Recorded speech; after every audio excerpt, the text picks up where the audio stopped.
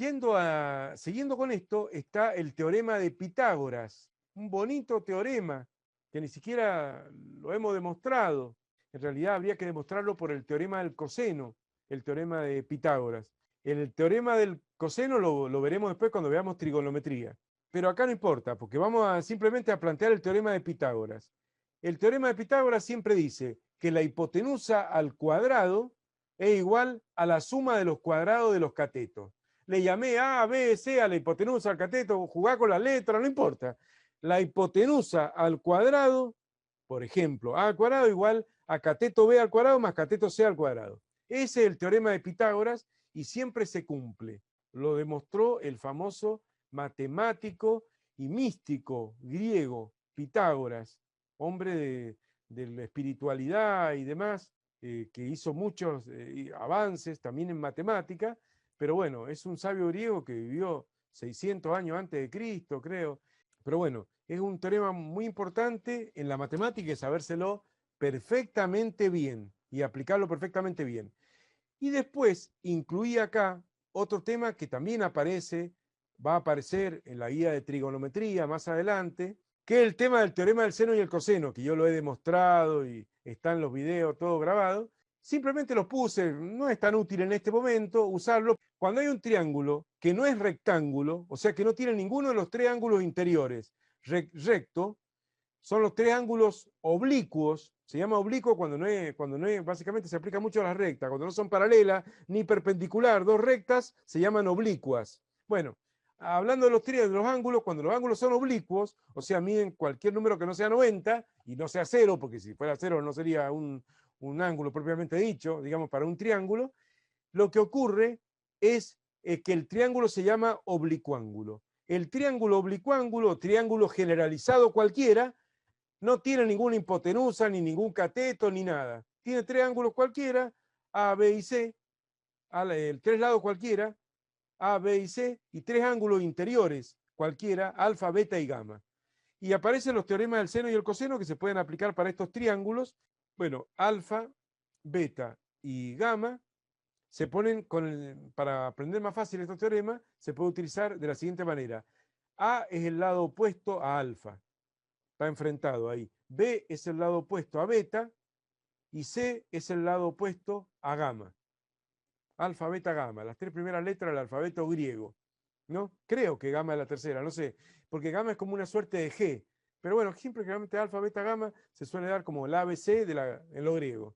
Bien, fenómeno. El teorema del seno, ¿qué dice? Que el seno de alfa es a, como el seno de beta es a b, como el seno de gamma es a c. ¿Se ubican? Ese es el teorema del seno. Las razones, se lee así, bueno, la razón entre, ya vamos a ver más adelante, bien, la razón siempre es una división, entre el seno del ángulo opuesto, el seno de un ángulo y el lado opuesto, es igual a la razón entre el seno del otro el otro ángulo y su lado opuesto, igual a la misma del tercer ángulo. Siempre se cumple esto para cualquier triángulo. No es que esto va a ser siempre igual para todos los triángulos, pero en cada triángulo, por más distinto que sea, el seno de alfa es A, como el seno de beta es AB, como el seno de gamma es AC. Siempre se cumple. Y después está el teorema del coseno. Bueno, este se llama teorema del seno por obvias razones. Utiliza el seno. Pero el seno es una función trigonométrica. En este momento todavía no hemos visto trigonometría. Así que por eso, por ahora es medio como plus esto. Y el teorema del coseno, que se llama así porque aparece el coseno, obviamente, es este que ven acá. Y se va a demostrar después cuando veamos trigonometría.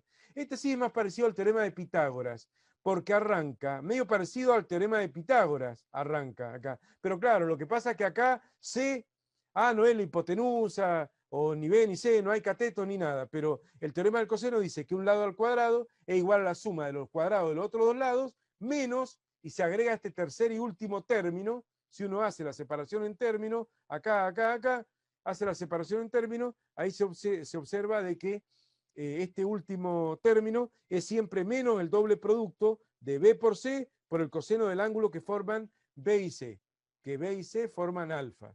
Entonces, menos 2B por C por coseno de alfa. Si acá está A, acá aparece alfa. Si acá está B, arranca con B al cuadrado, aparece coseno de beta.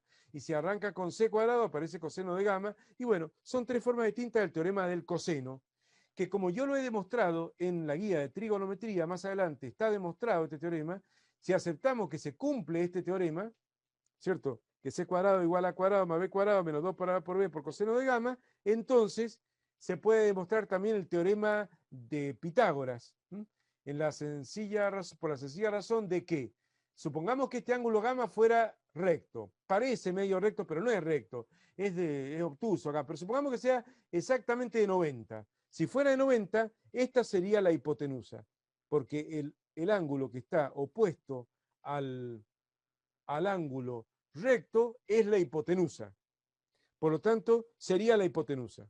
Y los dos lados que forman el ángulo recto, vuelvo a repetir, si gamma fuera recto, serían los catetos. Entonces, si uno aplica esta tercera forma del teorema del coseno, el lado c al cuadrado igual a la a al cuadrado más b al cuadrado menos 2 por a por b por el coseno de gamma, si vamos a la calculadora, coseno de gamma, coseno de 90, estamos suponiendo que gamma justo de 90.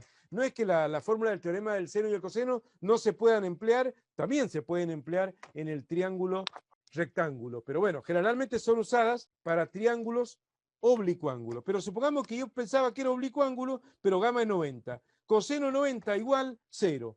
Entonces, como el coseno de 90 vale 0, lo que va a pasar ahí es que se va a cancelar este término, 0 por cualquier cosa se va y se va todo este término y me queda el teorema de Pitágoras. O sea, que la hipotenusa al cuadrado es igual a la suma de los cuadrados de los catetos. Y por ese lado tendríamos una demostración válida del teorema de Pitágoras, demostrando antes el teorema del coseno. Si no empleáramos el teorema de Pitágoras para demostrar el teorema del coseno, cosa que no ocurre porque en el apunte mío, cuando demostré el teorema del coseno, usé el teorema de Pitágoras. Entonces habría que buscar otra demostración del teorema del coseno para que sirviera como demostración del teorema de Pitágoras. No voy a usar el teorema de Pitágoras para demostrar el teorema de Pitágoras.